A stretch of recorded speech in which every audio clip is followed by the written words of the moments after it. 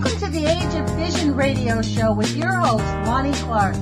We stand together and accept that we now live in a world transformed by Fukushima. Monday, Wednesday, and Friday from 8 a.m. to 9 a.m. Pacific Standard Time here on UCY.TV radio. We relentlessly engage every ear that listens. We expose and confront the complete lack of accountability for the nuclear industry. Consider social engineering programs who view our bodies, minds, and souls as assets on a balance sheet. We discuss vital current issues, interview activists, and engage our audience in an effort to allow all voices to be heard. The Age of Fission radio show creates a venue that all will choose. We encourage our listeners to reclaim their power and their courage to take action and save our planet from the ravages of greed and indifference. Our actions matter. Every voice matters. We remind our listeners that happiness is resistance.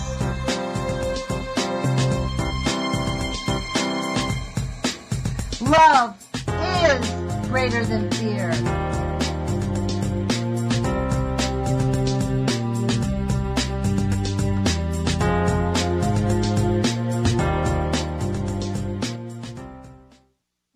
Good morning, UCY.TV radio listeners. This is Lonnie Clark with the Age of Fission radio show. Today is July 24th, 2017. It is 8 o'clock in the morning here on the West Coast. We want to thank you for joining us. I'm going to jump right into this. Our guest this morning is Donna Gilmore. She was on my show in the last month, and I believe that my guest host, who's going to be taking over Fridays, had her on a couple of weeks ago. With this from the SanOnofreeSafety.org site. Donna, thank you for joining us. It's very important that you keep yourself on the air. So I really appreciate you making this time. Yeah, thanks for inviting me. We have some really important things to talk about today that are critical that people take action on this week. Immediately. Like this, there's no time to waste because it's going to happen this week. So why don't you get into the urgency of what we have to really, we're trying to put a light under people, so that they will make the phone calls. Your phone calls do matter. And this is a very, very, very critical issue for short-term and long-term implications. Yes, what's going on is that they're trying to rush through the House. There's Shimkus, he's from Illinois. He's sponsored a bill called H.R. 3053, Nuclear Waste Policy Amendments Act of 2017, and the Democrats and Republicans are supporting this bill, but they don't even understand what's in the bill. They're trying to hide a lot of things that are in this bill. What the bill plans to do is, everybody that has waste, the nuclear waste sitting around, they want it out of their community. Everybody doesn't want to be a nuclear waste dump.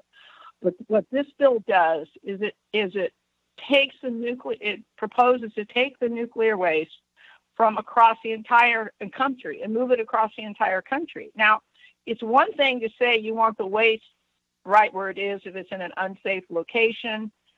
You want to move it away from there so it's safer. We have, global warming, we have sea rises, we have flooding, we have various issues, and those need to be addressed. But the solution is not to take the waste and transport it all the way from one coast and one side of the country to the other side of the country.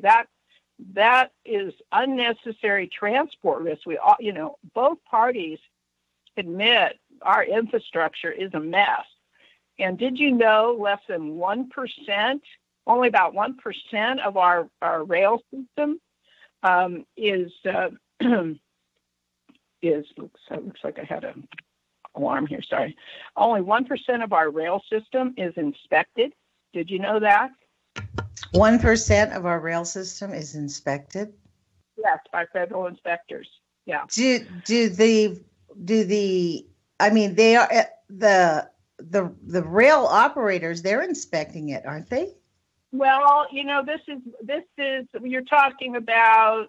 Well, let me just give you an idea about that. Of course, they're supposed to inspect their own system, but just to give you an example of what's going on. There was a federal inspector that was going to be inspecting part of the rail system, and the railroad company pushed back. They didn't want it inspected because it meant downtime for them, and that was going to cost them, tons of money, millions of dollars. If you shut a rail down temporarily, that's money. So they actually put pressure on the inspectors to not do inspections. I mean, it's that crazy. And we have rail accidents. We only hear about the ones that, created some major spill or explosion that people can see. Yeah. They don't tell you about all the rail accidents. So no, we have a system that focuses more on profits than safety. And there's always constant pushback from the corporate world to minimize requirements, minimize anything that's going to cost them money. That's the kind of country we have right now. Doesn't this bill specifically state that, like, it overrides health and safety over cost and speed are more important in this bill, HR 3053. Yeah. The cost and safety is more important than the health. Right. Let me just go over what this bill would do. Okay, it actually takes away our state and local rights to regulate clean water and air in our states. It allows the federal government to take over state rights in these areas, and what this will allow them to do is to put this waste anywhere they want, regardless if it's going to poison your fresh water. It's just a way for the federal government to do what they want. They could, here's an odd situation. Well, I don't think I want to go into speculation. We have enough facts that I don't want to speculate. But the bill also eliminates, there are actually safety requirements in the law, in the Nuclear Waste Policy Act. It's the law right now. And they want to eliminate the storage and transport safety requirements. Now, why would they want to do that? The reason they want to do that is because the Nuclear Regulatory Commissions have been letting them get away with improving inferior containers for the nuclear waste that can't even be inspected and that the NRC admits can crack and could leak in the short term. And if there's even partial cracks in a canister, they're not, the NRC regulations don't allow you to transport those. So the NRC has set us up. We've got about 2,400 of these canisters right now around the country. That's the primary system that is used, is these thin wall steel canisters. The other countries are smarter than us. They use a different design, thick wall design that doesn't have any of these problems. And so now here we are stuck with all these canisters that may have cracks in them, but nobody knows if they have cracks because they've got no way to inspect them once they're loaded with this lethal spent fuel waste. And so they're trying to get rid of requirements in the law that apply to the Department of Energy so they can get away with taking these canisters, that the current ones that may already have cracks in them, and transporting them across the country. This is an insane bill. Well, do you want to hear how Bloomberg BNA, they are reporting it as a, they're saying that the bill would authorize they're billing it as a way to deal with our interim storage. It says it would spend at least $50 million annually from 2020 to 22 to fund the first interim storage facility. I think this is being sold as a way to deal with our waste. Well, of course it is. And that's, yes. And an elected official if they vote against a bill that promises to get the waste out of your community, it's very attractive for elected officials to want to support that, and to try and have messaging that goes against it is tough. But this bill removes congressional oversight and other oversight. It basically lets the Department of Energy and the NRC do whatever they want with no oversight. And this part really gets me. If a facility is built to store the waste, so they're calling it monitored retrievable storage facility, but yet they don't require it to be monitored or retrievable. So they're really, playing with the language here. Once there's an agreement with the DOE and a private company to build one of these somewhere, the local community, no one has any rights to know what's going on, to have any public input, and absolutely no oversight over the DOE and what they're doing.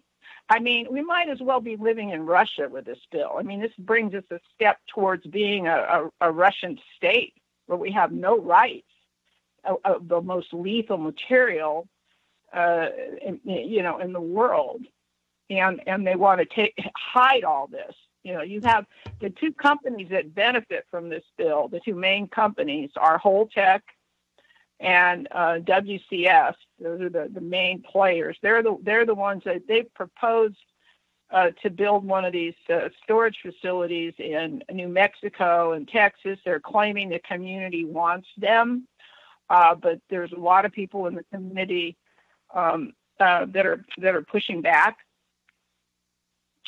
And then the Department of Energy has a pilot proposal for putting one of these facilities in. And guess who wrote their pilot proposal? Holtec. Wow. So you have a vendor. Now, Holtec, for our listeners who don't know who a Holtec is, Holtecs are the people that make that 3/8 inch thick, 5/8 inch thick containers that we store our nuclear waste in that leaks out for 20 years. The majority of the spent nuclear fuel waste, they call them spent fuel assemblies. The majority of it is in 1/2 inch thick stainless steel. Wow. Thin wall stainless steel. We at San Onofre, it's 5/8 of an inch, but that's rare. And Edison has some illusion that little extra 1/8 of an inch is going to, somehow magically save us. Other countries use 10 inch thick to 19 3/4 inch thick walled containers that can be inspected, maintained, monitored before, to prevent leaks. So you're telling us every other country stores their waste in 10 inch to almost 20 inch thick containers. We store ours in 1/2 inch thick containers that we know leak in 20 years. Right. Yeah. Now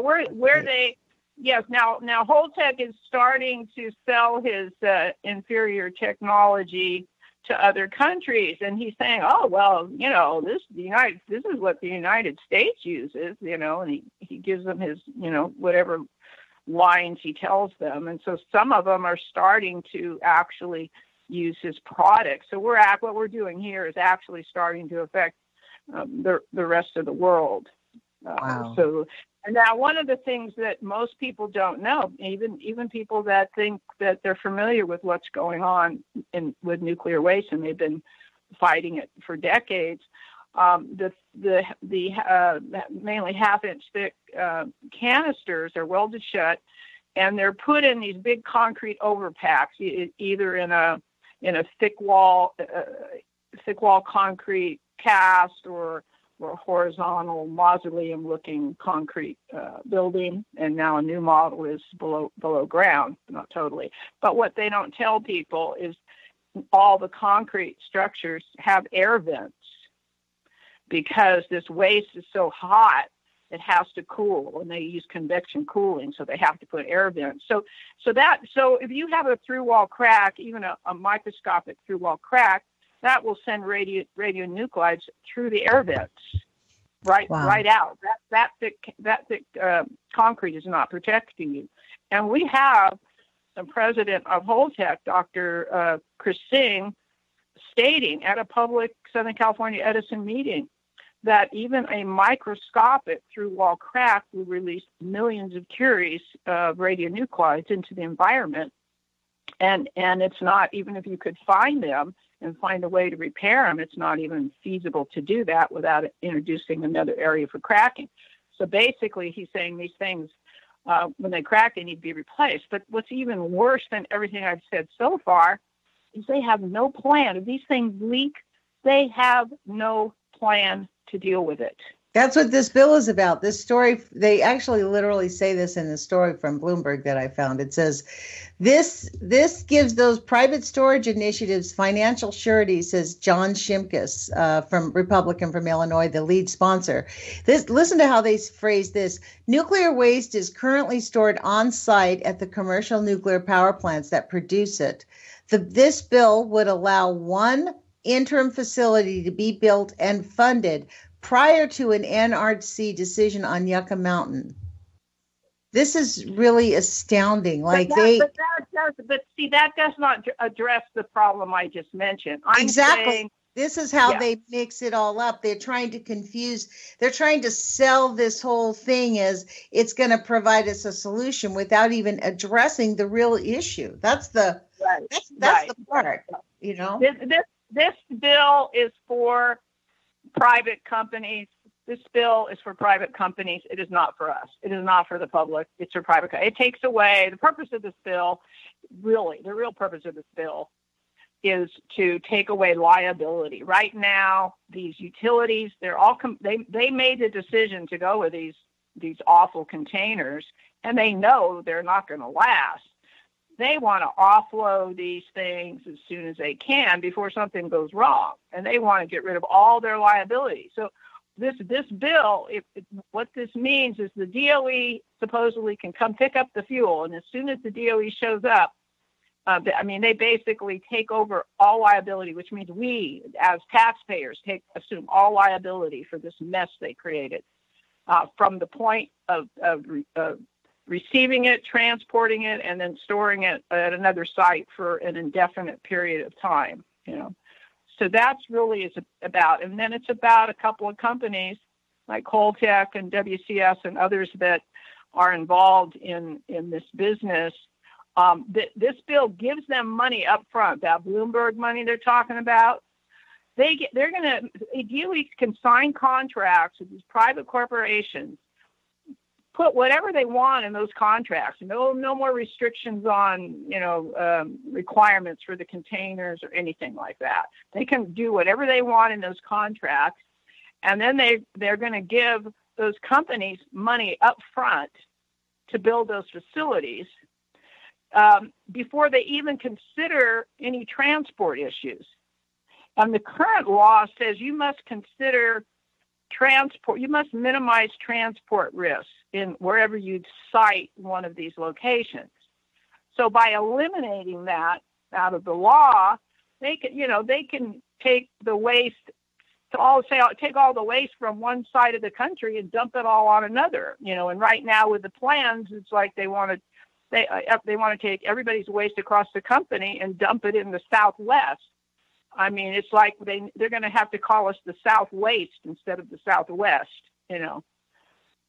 So when you think you're getting rid of some waste from the western states or the coastal states, you're basically just moving everybody else's waste closer to you. And there's no fence in the sky that's going to stop this stuff from going any way the wind blows. And even though the prevailing winds are to the east, the wind blows in every direction. So, you're not going to be safe from this. And each one of these canisters, there's 2,400 now, and, they're planning for 10,000 canisters, maybe more, depending on how long we allow these reactors to run. Each one of these canisters contains as much radioactive lethal cesium-137 and other radionuclides as was released from the Chernobyl nuclear disaster. You got Chernobyl in a can, and you got 2,400 of these, and you're going to take these mobile Chernobyls and run them across our uninspected rail system that already has a history of failure. I mean, how many Chernobyls can we afford in the United States?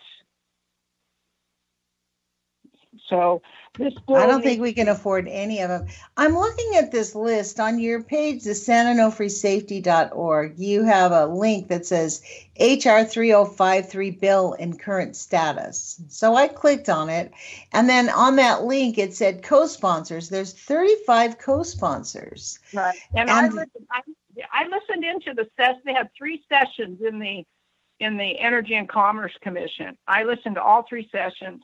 How is it that this bill, 7/14 is the date when they co-sponsored it, all of these people that are listed here, 7/14, 7/17, and 7/20. So this is just very recent. How are these people? I mean, there are 9 Democrats and 26 Republicans. And that doesn't count the 49 Democrats and Republicans that voted for this in the Energy and Commerce Committee. It had to get out of the committee to get there. Right, that's what this says. They did not talk about these are the things they didn't. Now they did see that they were taking away people's water rights. They're also, taking away water and air rights. But they're doing that in a couple of different places. And one of the assemblymen from I don't know, he's from California, anyways, from the West. He caught the fact that they were going to be taking away state water rights, and so Shimkus, the sponsor of the bill, he agreed to amend the bill to not put that new section in that would do that. But then under his and they voted, for the amendment, but you won't see that amendment in the bill at this point. But then under his breath, but still on the microphone, he says, "Well, we'll just deal with that later when we have to." So it appears to me that he just is trying to get it out of committee. So and then this person from this assemblyman from Sacramento, they've got a facility there, and so she wants to get rid of that out of Sacramento County, and so she proposed a pilot so that they could expedite building one of these facilities before there's any discussion of a permanent repository, or any requirement for any permanent repository. And that passed as an amendment in that committee. But it was a vote to 49-4 supporting this. Not once did they talk about the other places in the bill that are taking away our rights. Not once did they talk about that they're eliminating all the safety requirements for both storage and transport. Not once did they talk about they're eliminating a site environmental evaluation before they pick a site. So those things did not get discussed in those sessions. They call them sessions and not hearings. So I don't even think they know a lot of this bill was 75 pages long, and it was very sneaky what they would do. You can't just read the 75 pages and know what they're doing. For example, it'll say near the beginning of the bill, must comply with section such and such of the bill, of the law.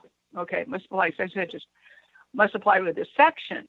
But they don't tell you that later on they're redefining what that section means. So you don't even know what that amendment means until you go further down and see that they changed it. Then you have to go up and figure out, what they're, anyway, all over the place they're doing sneaky stuff like that. So this bill, it removes congressional oversight, other oversight. The NRC has to approve the containers, and they have to approve the site, but they don't have to consider any transport issues or other issues, and they haven't. The NRC has not been doing a good job. The NRC has been approving containers for an initial 20 years and ignoring whether or not they can be inspected. So we can't count on the NRC to do their job. And the bill's authors, that was their pushback to me. Oh, well, we don't need these laws in there. We trust the NRC to know what they're doing. That's their pushback on eliminating all the safety issues in the bill, which is total it doesn't even make sense, because there's things that the DOE is supposed to do that is not even the job of the NRC in terms of finding an appropriate site and various other things.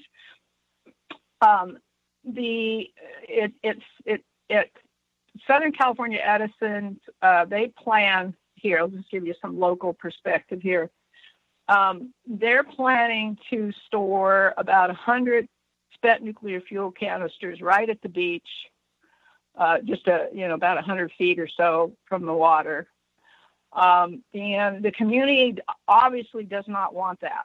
It's an insane plan. And so we've got initially there was a lot of pressure to support any bill that was going to not do that. And the only thing that Edison would agree to do is one of these consolidated interim storage bills. They weren't going to consider even moving the waste to higher ground. And they have a lot of power and influence in this state. But when I'm able to explain to local citizens that this bill is more than just about taking waste, it's eliminating the safety standards, taking away your water rights, taking away all oversight, all access to information. I mean, can you imagine the DOE coming to town? Well, maybe some of you already have that situation with the defense waste.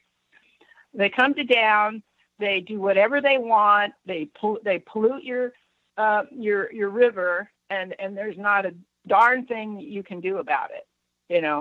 You can at least see some things that are going on, for example, Hanford.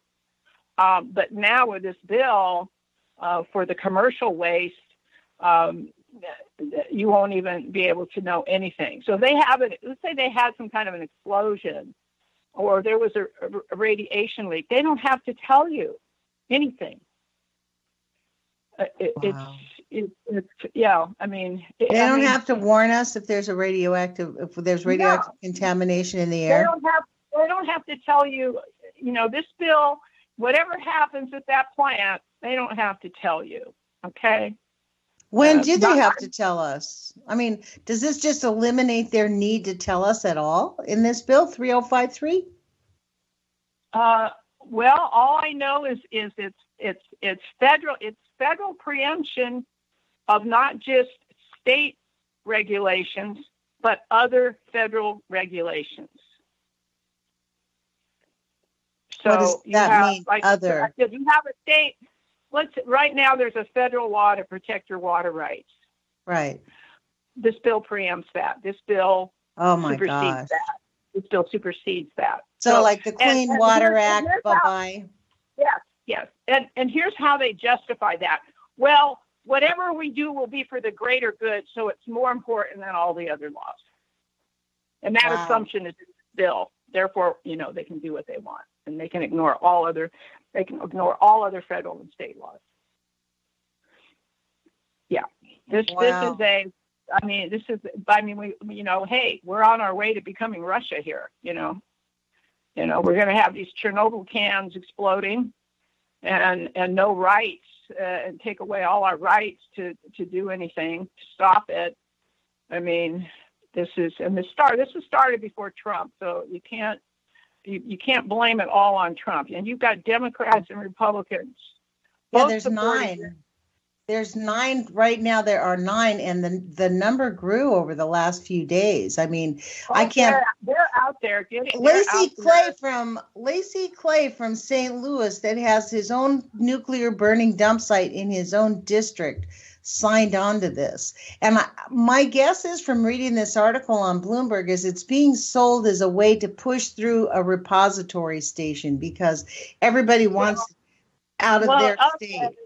Let me give you what's really going on in regards to the repository. Okay, let me explain that. This bill eliminates the requirement for a repository.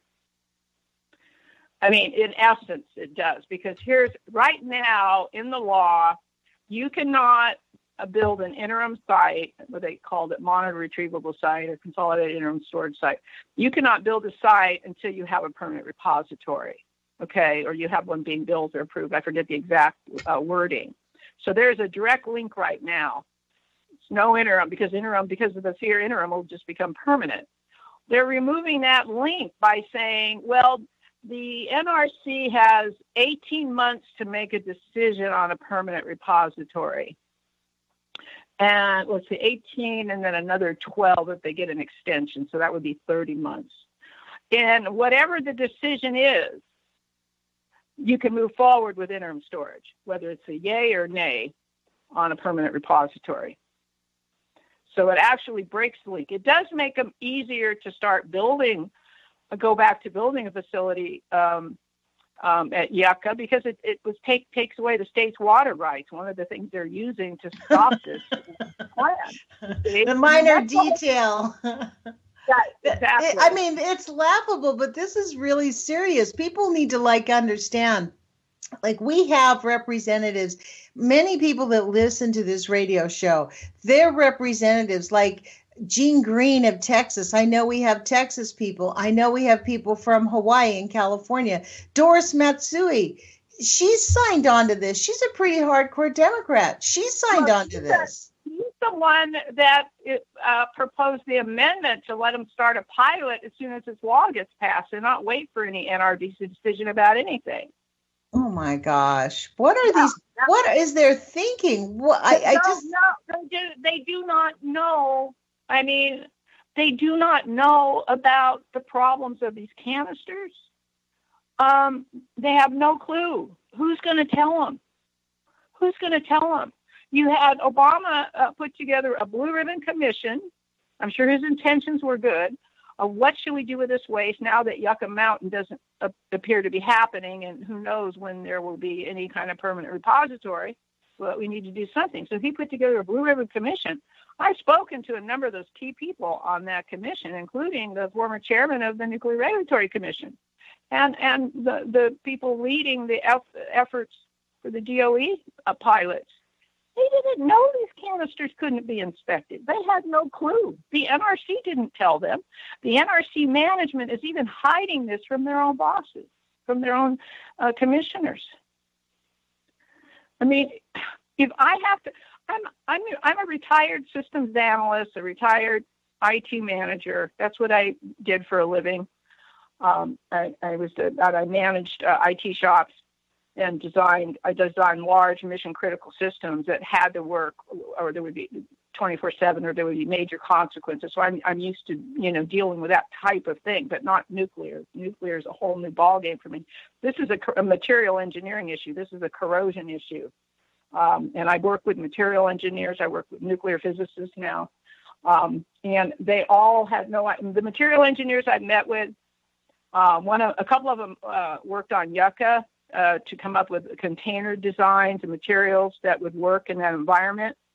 They had no idea that the United States was using thin wall stainless steel to hold this waste. They said, that's insane. So they managed to hide this really well. And the only reason I know about it is because I listened in to an NRC technical meeting where they were talking about the problems with these canisters.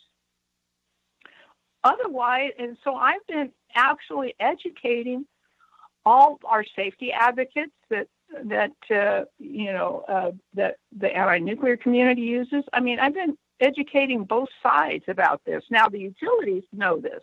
The utilities that have these, they know they can't inspect these things, and they know they could crack. The utilities know.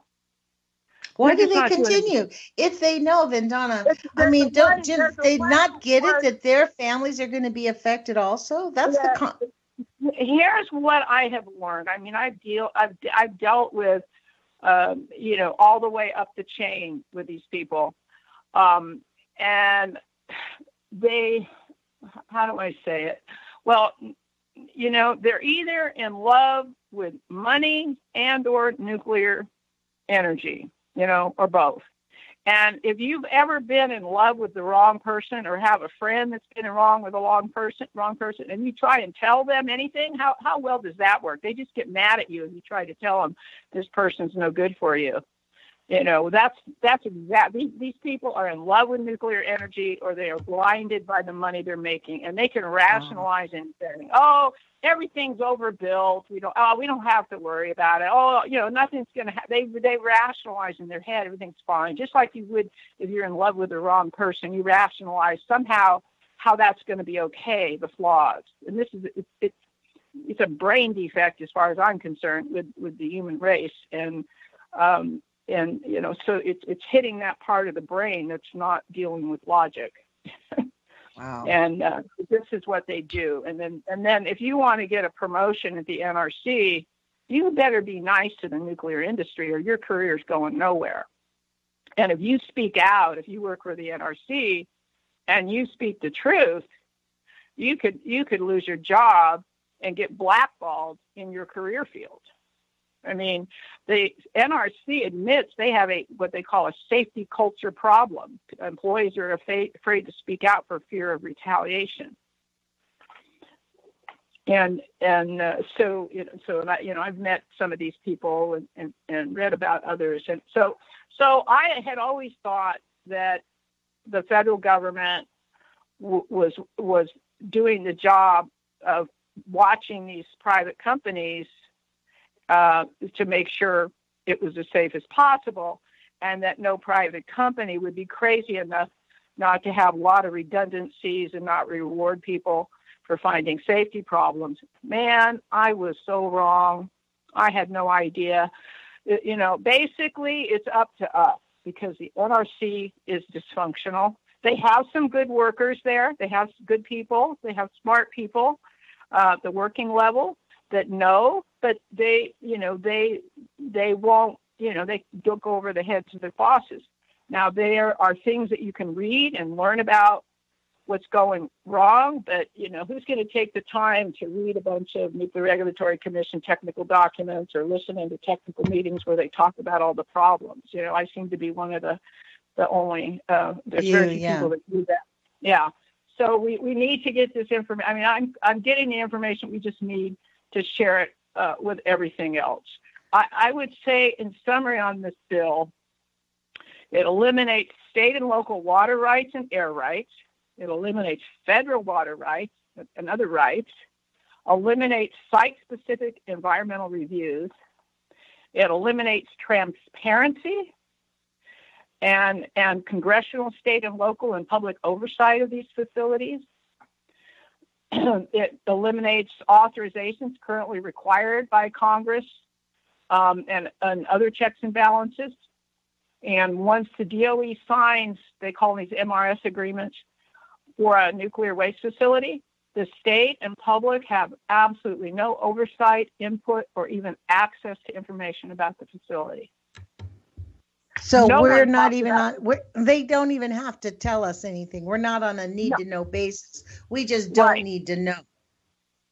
Exactly. This had to have been written by one of the, by industry people, because this is exactly what they want. Just give us your money up front and go away and let us do whatever we want. That's what this does. Even if the fuel never shows up at the facility, they still get their money. They can build it. The NRC will approve a facility even though they have no idea how the waste is ever going to get there. And they separate approving a facility from approving transport containers. They disconnect the parts.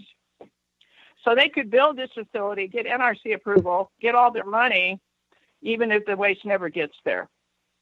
Now, Donna, speaking of that, let me ask you this. I want to ask you about these, for us, if we're going to be calling these representatives, do you think it's worth our effort to call the people who have co-sponsored it and say, hey, I think you're looking at this the wrong way, and maybe even fax them your little spreadsheet that talks about the summation? Do you think that might move them? Do you think it's worth the while to push back against? Definitely. We have no choice but to do that. You don't just, the thing is, you want to give them, credible information about this. We're here locally.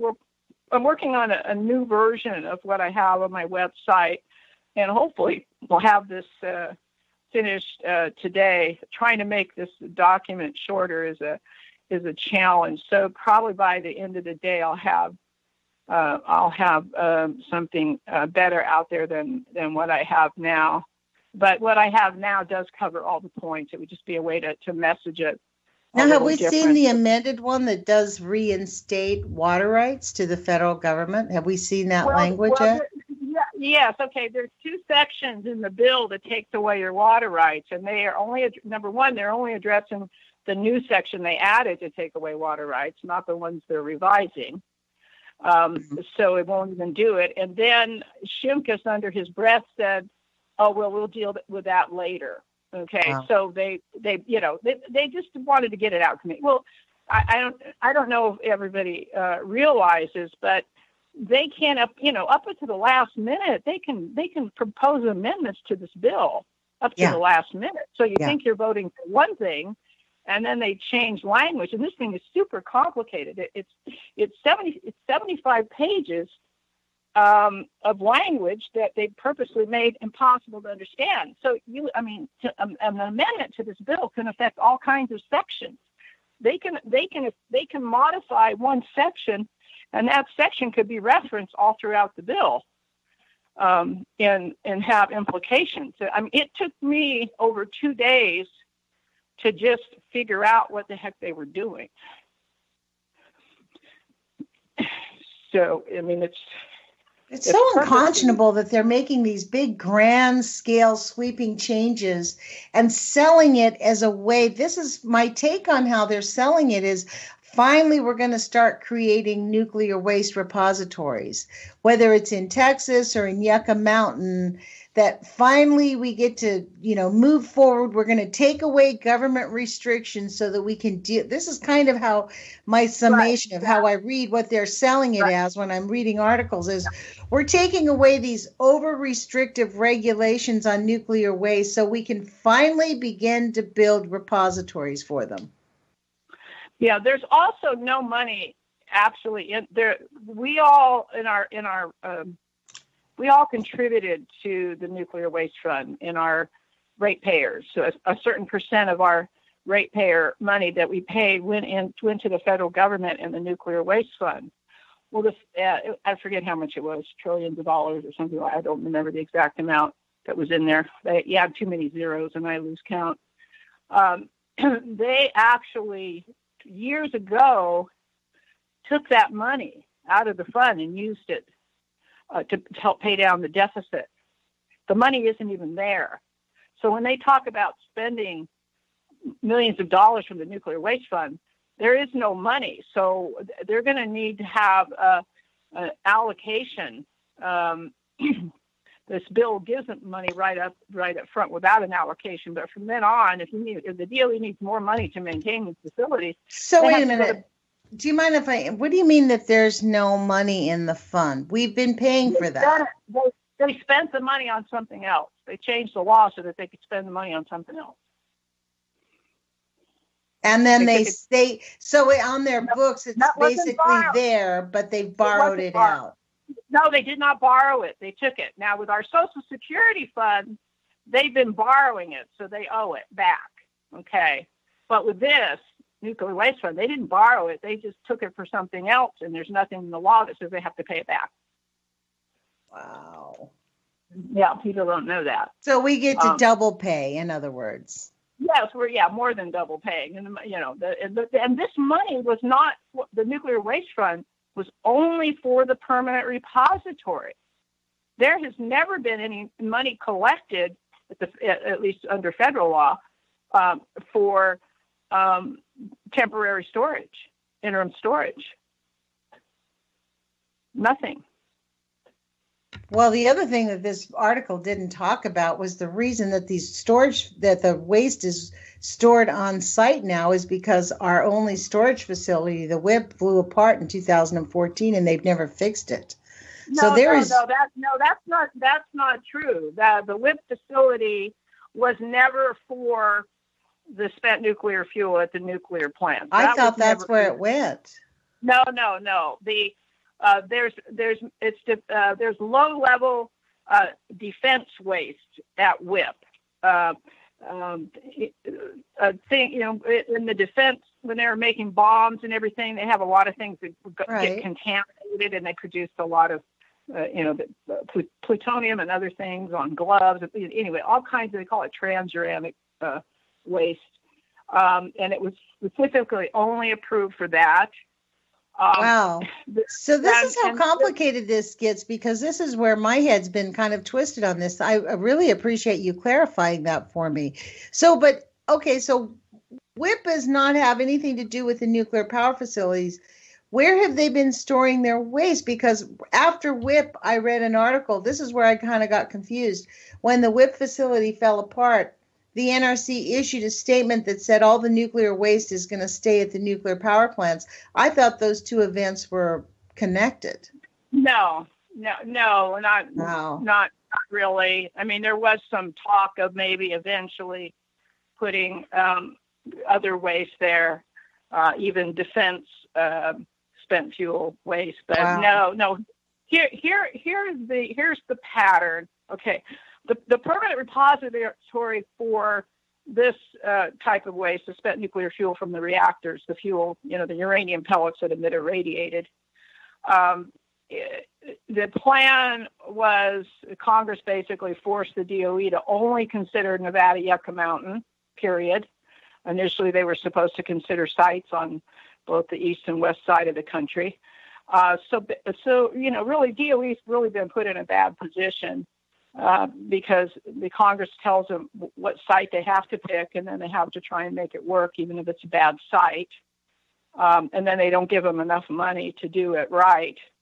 And and Yucca Mountain was picked, that was more political reasons than technical reasons. And so there's problems with water issues and other technical issues that make that a bad site.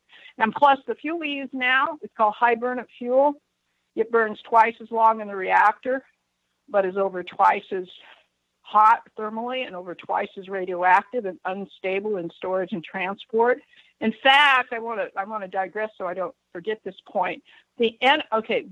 They're all saying, the NRC, the DOE, the utilities, they're all saying these containers are so big and heavy they're going to have to be transported by rail as opposed to, on trucks.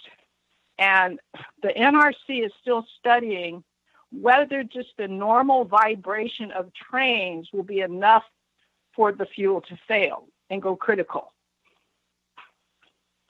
because of this high burnup fuel. The high burnup fuel causes the uranium pellets are in rods. The rods are made out of a zirconium alloy called the cladding.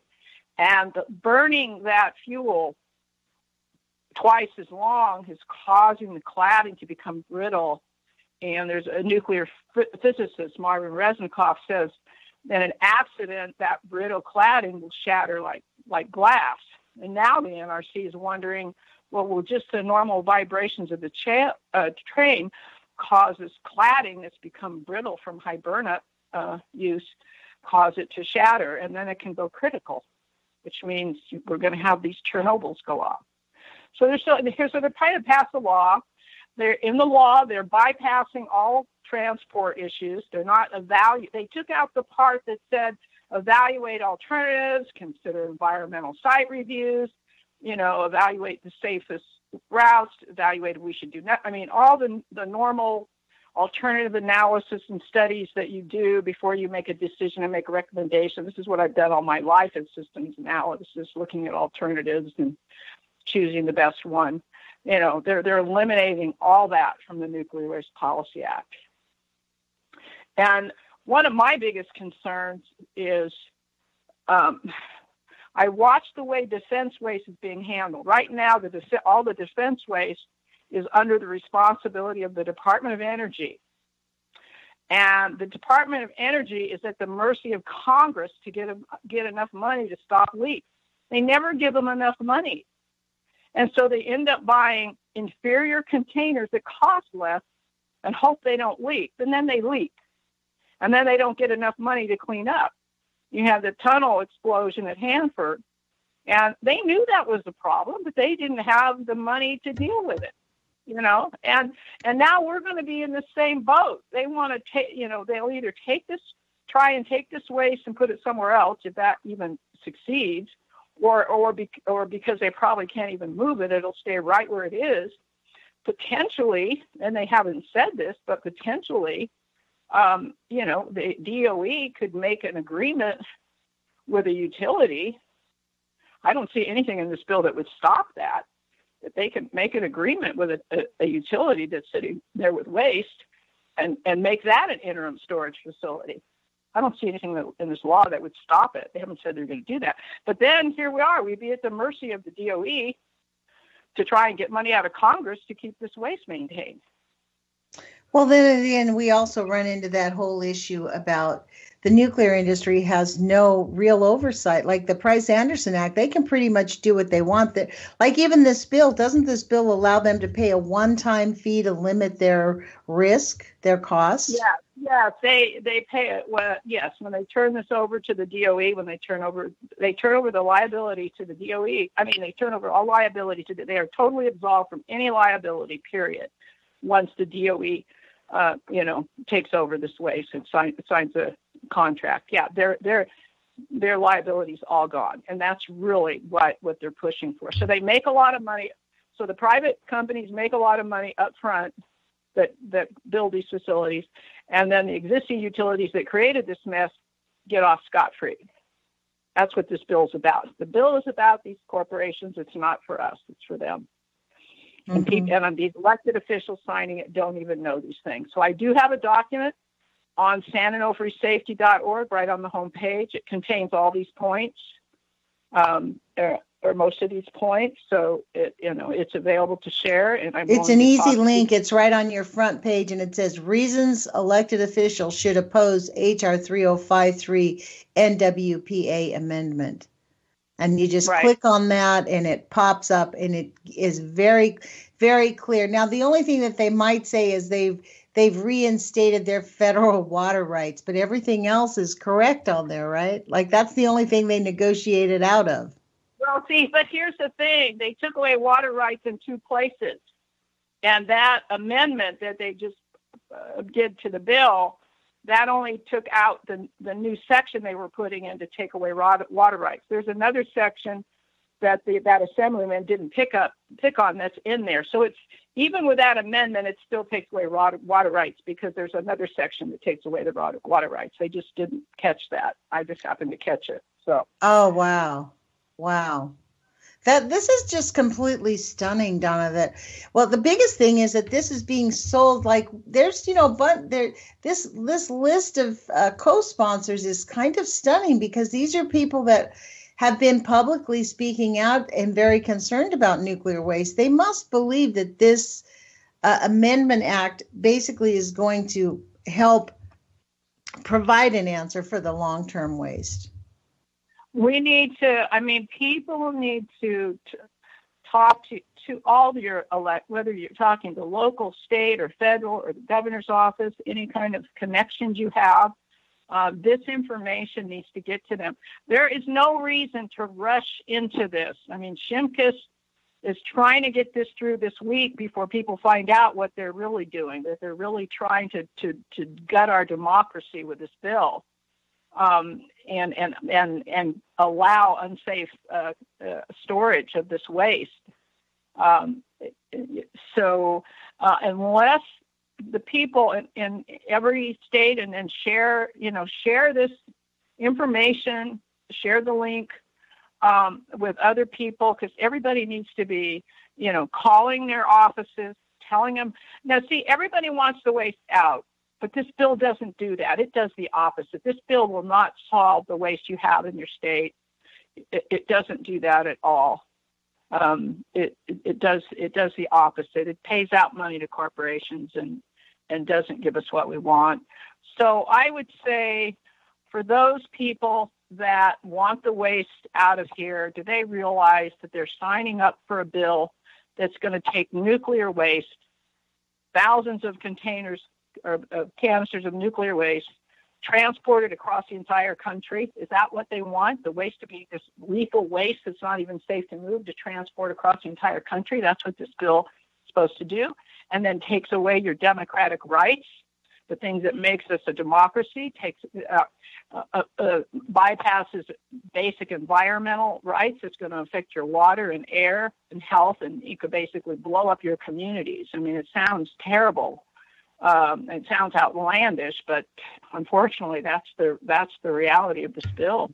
It's true. And this is the other part of this is we cannot undo this. Like, I mean, even if this bill were to say get passed and then reversed in 2 or 3 years because it's such a disaster, if a disaster happens, we can't undo the disaster. If they're transporting a container, say, from Pennsylvania, and they want to transport it to Texas, and it has a major accident along the road, that entire community and everything south of it near the Mississippi it's over with. I mean, this is the most toxic contaminant that's ever been invented, for real. Yeah, and the thing is, there's no fence in the sky. I mean, remember, one can is a Chernobyl accident. Well, I don't want to use the term accident because they could have prevented that. You know, one Chernobyl.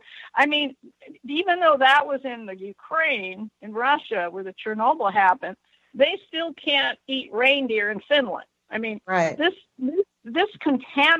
permanently contaminates broad, you know, you're talking permanent evacuation, you're talking leaving your homes, your careers, your community permanently. You just have to get up and leave, or if you stay, then you risk health, major health risks depending on what the level of contamination is. And the thing is, if it, you know, this goes across the country into our, you know, it fails in our water supplies. Your drinking water becomes undrinkable.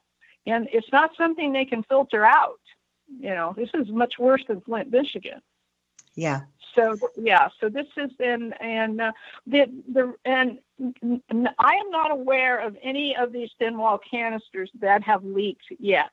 I'm not aware of any that have leaked. So I don't want people thinking they're already leaking. Okay. This is a fairly new technology they started using. In Europe, they use thick wall casts that have been in use for over 40 years. And they can inspect those so they know that they're doing well. Here, we have these ticking time bombs and the fuse is lit. These things have cracks in them. Once a crack gets in stainless steel, it has a unique properties that cracks grow on their own all the way through the wall. And it's undetected. So most of these containers have been in use about 10 years. Some are starting to hit the 20-year mark. The NRC says once a crack starts, they don't know for sure when a crack's going to start, and they can't see them, so they don't know if they're there. But once a crack starts, it takes about 16 years for the crack to go through the wall of the container. So we're just starting to get to the point where some of these can then start leaking.